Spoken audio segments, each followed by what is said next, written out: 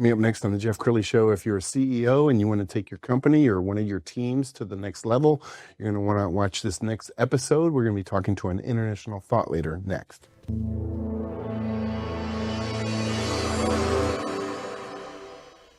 Many are predicting that the worst is yet to come, which is unfortunate, said one person here.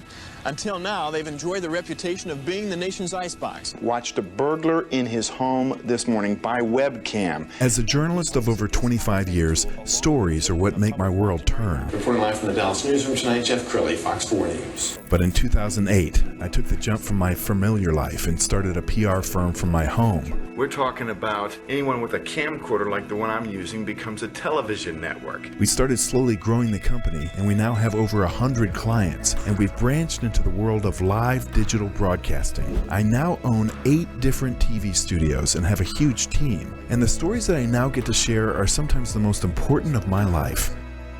Life has a funny way of coming around full circle. This is the Jeff Crilley Show. Well, in the life of every company, you hit plateaus. And when you hit a plateau, what do? Well, the smart companies bring in somebody like my next guest. Boaz Rauchwerger is in the studio. He's a returning guest, and he's an international speaker, trainer, consultant, author, and my friend. Thanks for coming back on the show. Jeff, it's a pleasure, especially to be in your new studios in Dallas. This is a beautiful place. I'm very impressed. Thank you. Well, we were talking before the show, and you've been in the speaking world since the early 80s. That's incredible. Tell us, how did it start? How did it start for you? Well, it started as a result of me being very self-conscious and very uncomfortable in front of audiences.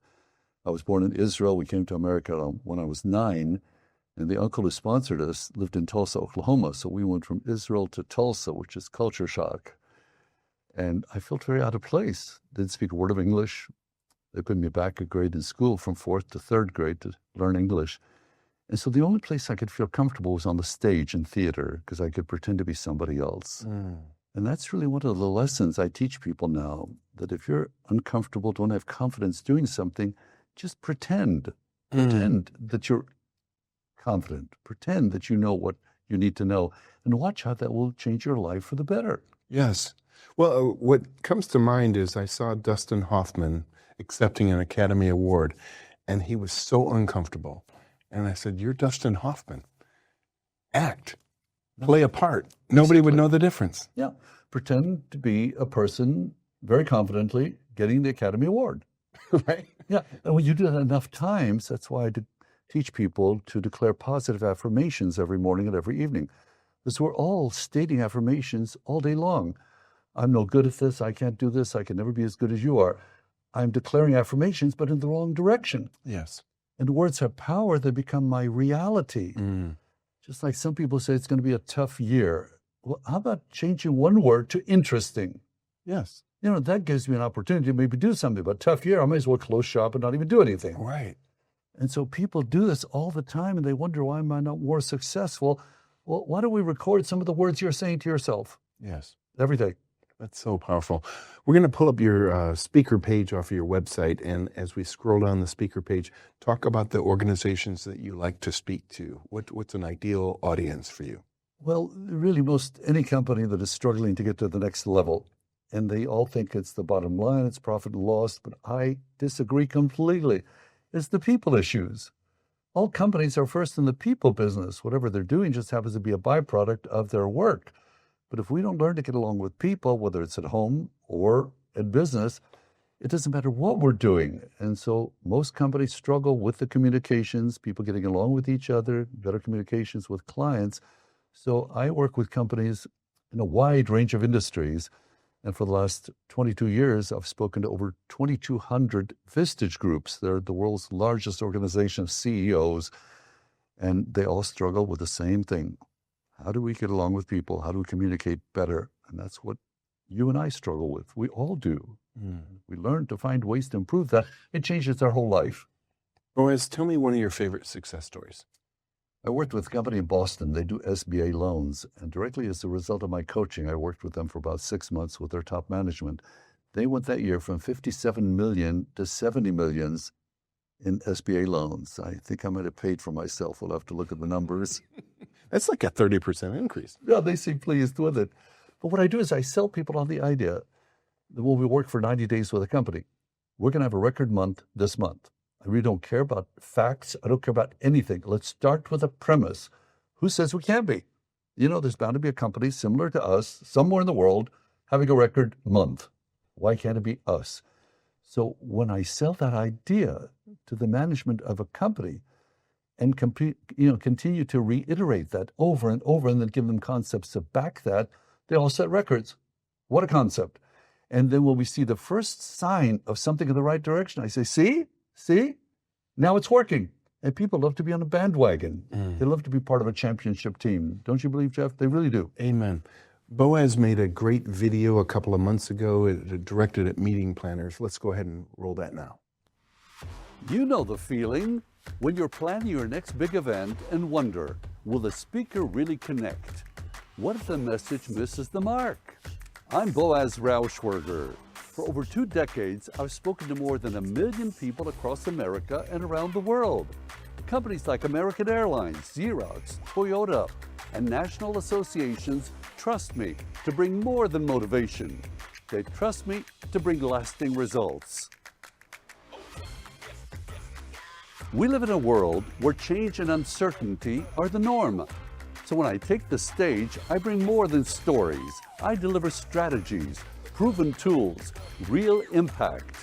My signature Tiberius success formula helps professionals instantly shift their mindset to lead, communicate, and succeed at a higher level. We brought Boaz in for our semi-annual management meeting to speak to all of our managers and executives within the corporation.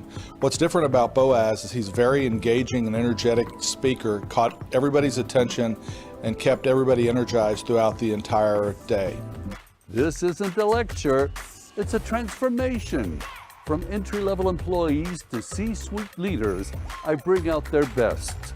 My mission is simple: help people become more confident, focused, and fully engaged so they stand out, dominate, and prosper. We hired Boaz as our closing keynote. We were a little bit nervous about how this event would go, but he brought exceptional value to our audience. There was laughter, there were takeaways, there were people getting to know each other that had never met before, and he really brought a great finale to our conference. Whether it's 50 people or 5,000, I deliver the right message at the right moment. If you're ready to create a high-impact experience for your audience, I'd love to be part of it. You don't use AV, PowerPoint, you don't even use flip charts. I use nothing in my presentations, whether it's a few hundred people or 10,000 people. Because, Jeff, my idea is to let the other person do a great deal of the talking. So my audience is the program. So I give an idea, and then I have people give me feedback on what they found valuable about that one idea. And there's a lesson we can all use at home, at work, as customers. Let the other person do a great deal of the talking.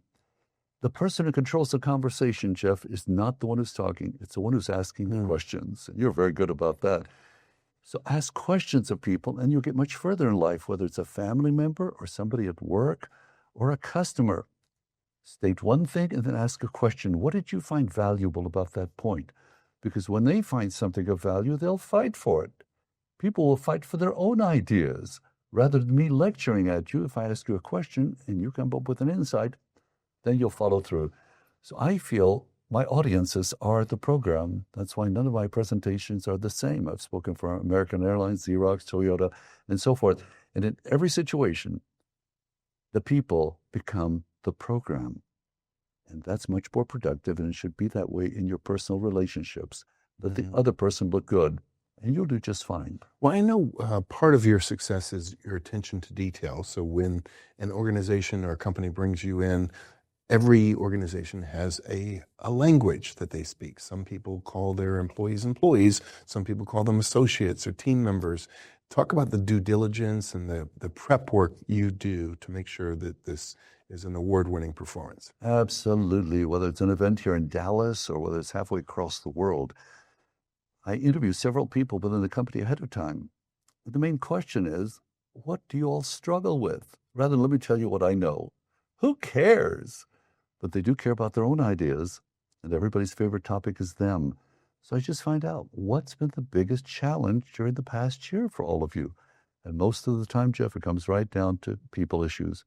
Well, our people can't get along with each other. They fight. They do this. They do. It's all down to the people. It's not sales. It's the people issues. So I find out. And during my presentation, I further find out from people. I'll just ask a question out of the blue. What bugs you the most? What got you upset in the last week? And when I do it gently in a nice tone of voice, people open up, and it's incredible. And then they can relate to each other. Yeah, that's a problem in my department too. So let people talk. Let them express their thoughts. And the 3 words that will get you happiness and make you more money, tell me more. Tell me more, not I hope you stop so I can give you more brilliance. Who cares about my brilliance?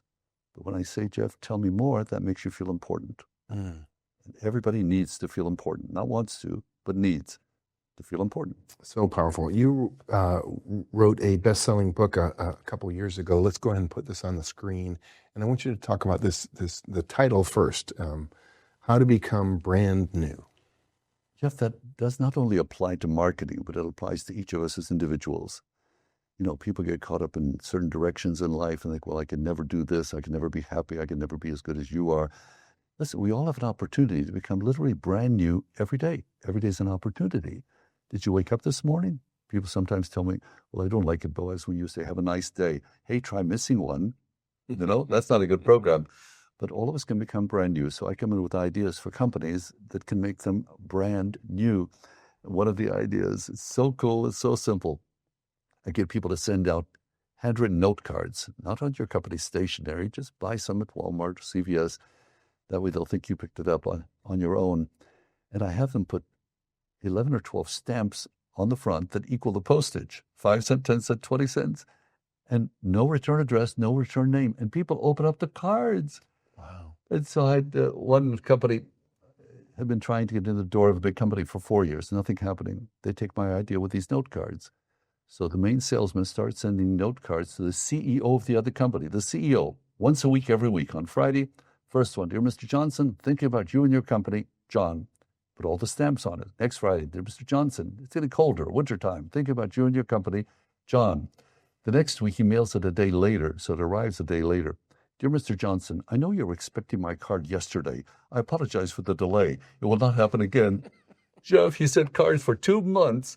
Finally, the CEO himself called him. Yes. Are you the one sending those cards with all the stamps on it? Yeah, you're just so silly. Get yourself over here. The silliness was worth over $6 million in profit over the next 8 months. Amazing. Something so simple. Wow. But the average person will never think about it. And I know you're based in DFW. It's a big convention town. So if a conference is coming to Dallas, I'm sure they can save a little bit of money on airfare and hotels by bringing you in. Absolutely. I'm here. And we have problems sometimes with weather at DFW. And so if you're bringing a speaker from somewhere else and he's delayed by flights, I don't have that problem at all. So I'm right here in Dallas for you. And that gives me also an opportunity maybe to spend some time the evening before with your top management before our presentation. I'm right here. And we can make your event unbelievable. That's a great way to end this segment. We're going to also leave you with his website, which is boazpower.com. The great Boaz, thanks for coming on the show. Jeff, a pleasure. You bet. Thank you. That's it for now. We'll see you next time.